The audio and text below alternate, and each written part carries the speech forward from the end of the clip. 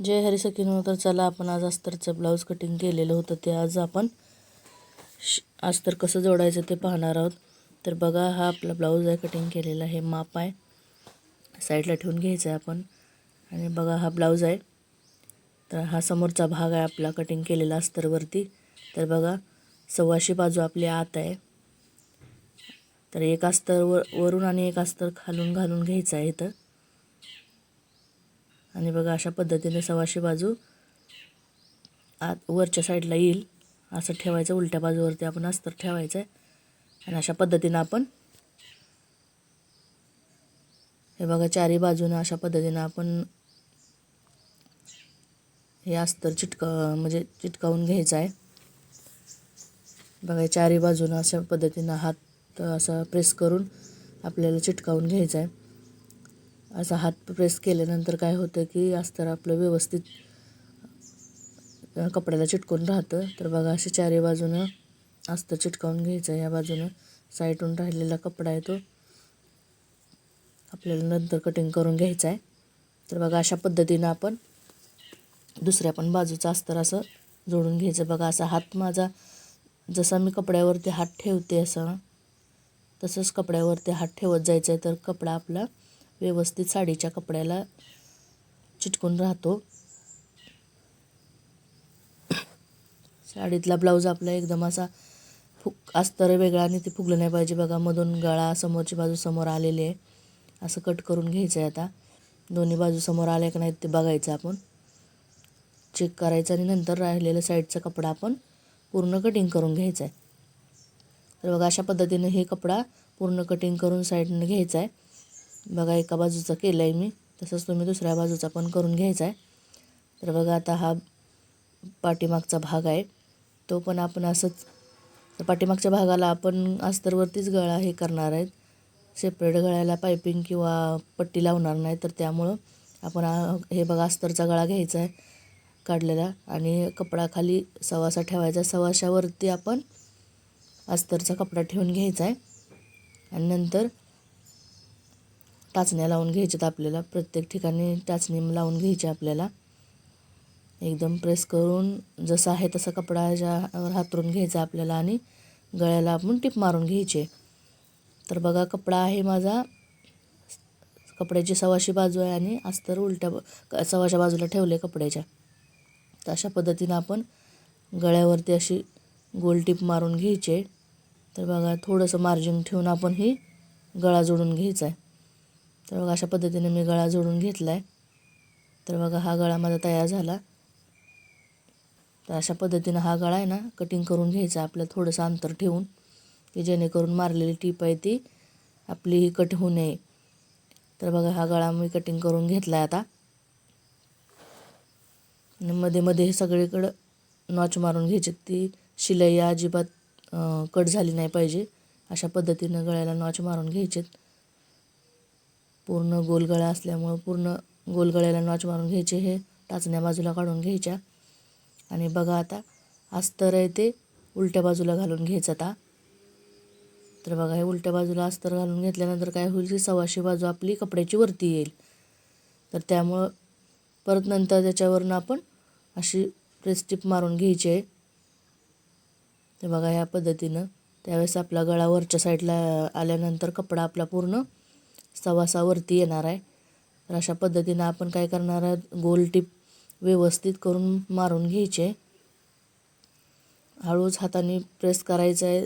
कपडा ज्या बाजूला जाईल त्या बाजूला असं बरोबर सगळा कपडा करून घ्यायचा आहे. ते कुठे कमी जास्त नाही पडायला पाहिजे. आणि गळा पण आपल्या ॲक्युरेट यायला पाहिजे. अस्तरचा कपडा बाहेर दिसला नाही पाहिजे. अशा पद्धतीनं गळा आपण तयार करून घ्यायचा आहे. तर बघा, हा माझा गळा असा पूर्ण तयार झालेला आहे. तर बघू शकता, पूर्ण अशी टिप मारून घेऊन गळा असा एकदम व्यवस्थित तयार झालेला आहे. तर अशा या पद्धतीनं तुम्ही करून बघा. अस्तरचा ब्लाऊज शिवून बघा, व्यवस्थित येणार आहे. आणि जिथे तिथं पूर्ण साईडनं जोडून घ्यायचं आहे. आता बघा, हाताने आपण व्यवस्थित प्रेस करेल किंवा हात मध्ये मध्ये असं थोपट ठेवल त्यावेळेस साईडचा कपडा व्यवस्थित करून घ्यायचा आहे. आणि साईडून पूर्ण ब्लाऊज आपल्याला जोडून घ्यायचा आहे बघा. तर हा ब्लाऊज जोडून घेतलेला आहे तो किती फिनिशिंगमध्ये आलेला आहे. कपडा कुठंही आपला कमी जास्त झालेला नाही. तर साईडून तुम्ही ही कट करून घ्यायचं आहे. उरलेला कपडा सगळा कटिंग करून घ्यायचा आहे तुम्ही. तर बघा ही माझी ब्रेसपट्ट्या आहेत 2. तर 2 अस्तरच्या आणि 2 मेन कपड्याच्या. तर बघा अशा पद्धतीने 2 अस्तरच्या 2 मेन कपड्याच्या. तर एक उचलायची आणि आतमध्ये अस्तरचे ठेवून घ्यायचे, कारण सव्वाच्या बाजूला आपल्या पट्ट्या जोडल्या गेल्या पाहिजे. तर बघा सव्वाच्या बाजूवरतीच मी पट्ट्या जोडून घेणार आहे. अशा पद्धतीने ह्या पट्ट्या जोडून घ्यायच्यात.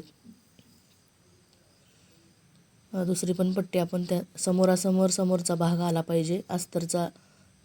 एकमेकासमोर ते एकमेकासमोर भाग आल्यानंतर उलटी सव्वाशी होणार नाही आपली. तर बघा राहिलेला कपडा आहे थोडासा तो कटिंग करून घ्यायचा आहे. दोन्ही बाजू आपल्या सरळ समान आल्या पाहिजे. समोरचे भाग समोरच्या भागाला जुळले पाहिजे आणि राहिलेला कपडा असा कट करून टाकायचा आहे. तर बघा हा समोरचा भाग तयार झाला आपला. आणि हे डाच आपण मारलेले होते छापलेले होते ना, ते तुम्हाला दिसत नव्हते, त्यामुळे मी अजून डार्क केलेले आहेत दिसण्यासाठी. तर बघा अशा पद्धतीने हे डाच आहेत ते इथं तयार करून घ्यायचे असे. बघा एका भागाला तर आपण अगोदरच केलेले होते ते ह्याच्यावरती. बघा तो भाग एकमेकाच्या समोरासमोर आला पाहिजे. उलट्याला उलटा आणि गळ्याच्या साईडला ठेवून आपण बघायचं आहे. बघा हा आपला पाठीचा भाग जोडून झालेला आहे. समोरचा भाग जोडून झाला, पाठीचा भाग जोडून झाला, आपली ब्रेसपट्टी पण जोडून झाली. आता बाही जोडायची आपल्याला. तर ही बघा मी बाही जोडून घेणार आहे आता. तर बाही जोडताना 2 बाही अस्तरच्या आणि 2 बाही मेन कपड्याच्या आहेत. तर आपण काय करायचं आहे बघा, मध्ये एक उचलून साडीचा कपडा उचलायचा आणि एक खाली आणि एक वर घालायचा आहे. म्हणजे सव्वाच्या बाजूला आपण बाही ठेवणार आहोत. कारण ब्रेसपट्टी आणि बाही सव्वाच्या बाजूला ठेवायची, म्हणजे जेणेकरून आपला ब्लाऊज आता पलटी करायचा ना, त्यामुळं बाही पलटी केल्यानंतर सव्वाची बाजू वरती येईल. तर बघा एका समोरासमोर हे तयार करून घ्यायचं असं. तर बघा असे तुम्ही अशी दाबटीप मारून घ्यायची. अस्तरच्या साईडला आपलं मार्जिन गेलं पाहिजे. तर अशा पद्धतीने आपण दाबटीप मारून घेणार आहोत. तर बाही व्यवस्थित जोडायची आपलं की अस्तर जेणेकरून मेन कपड्यावरती आलं नाही पाहिजे. तर बघा व्यवस्थित मार्जिन आपण फिरवून घ्यायचं आहे आणि अस्तरच्या साईडला घालायचं आहे. आणि अशा पद्धतीने ही बाही जोडून घ्यायची. तर बघा सरळ बाजू आहे ती माझी आता अस्तर उलट्यावरती जाणार आहे आणि बाजू सरळ वरती येणार आहे. तर बघा हे सरळ बाजू वरती आलेले, अजिबात टीप इकडे तिकडे झालेली नाही. तर आता आपण व्यवस्थित हाताने थोपून अस्तर चिपकावून घेऊ.